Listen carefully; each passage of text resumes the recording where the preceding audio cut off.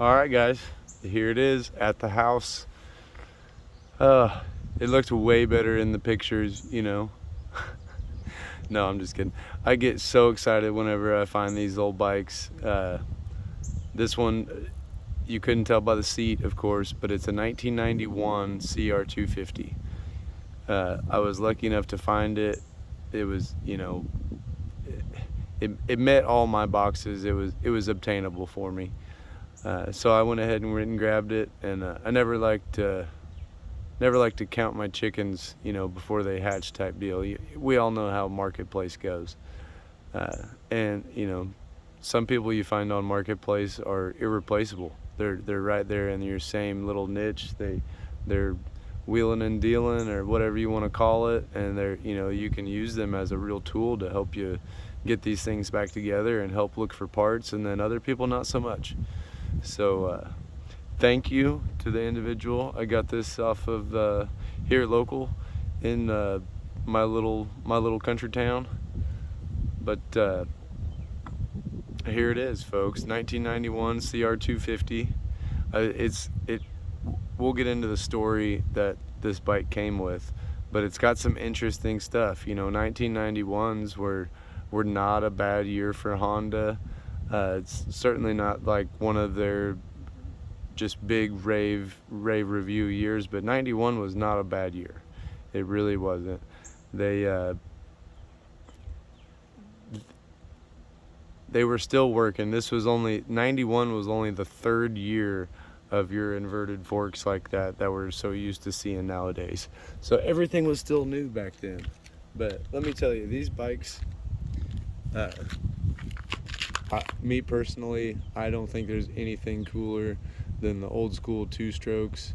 Be it maybe air cooled, maybe water cooled, but those old two strokes like that, the smell, the sound when they're up and running and crisp, I mean, they are neat. And there's nothing to, they're not too shabby when it comes to power delivery and rideability. They're definitely not, so anyway, naturally, I saw it. It's right up my alley, and we're gonna see about getting this thing back on the dirt.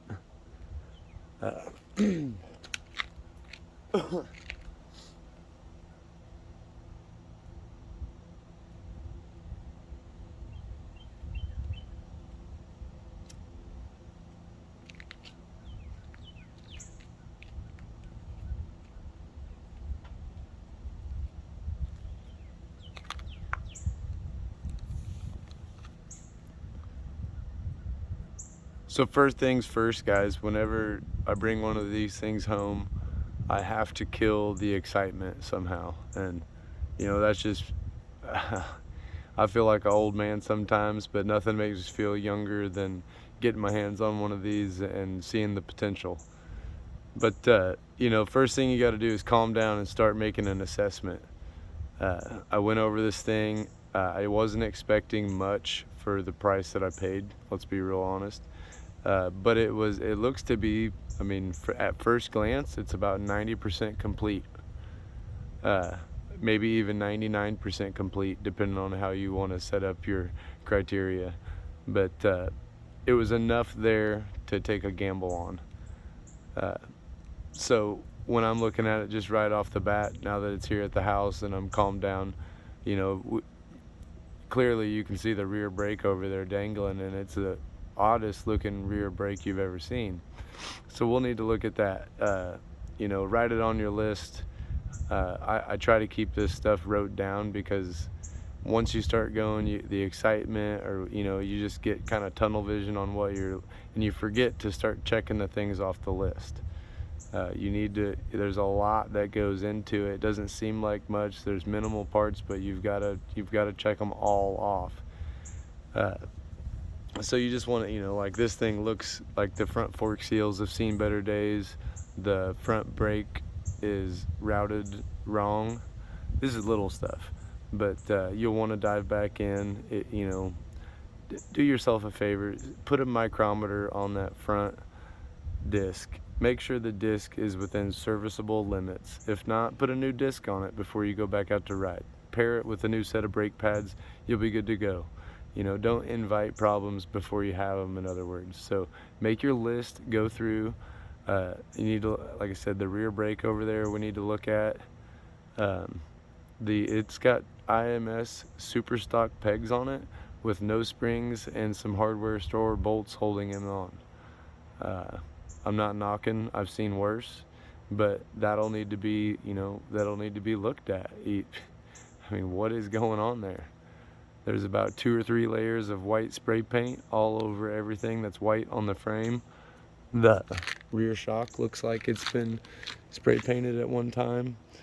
The front pipe, the expansion chamber has got a dent. I think that poor pipe has been hit from every single angle that you could possibly hit it at. It's factory pipe, but still yet it's if that's going to be used, it's going to need to be worked with. Factory bars with a Renthal bar pad. It's got the bark busters or hand guards, whatever you want to call them. The bike does not have an air filter in it, guys, and the throttle cable's stuck. So we'll go from there. We're gonna dive in. We're gonna see what's up.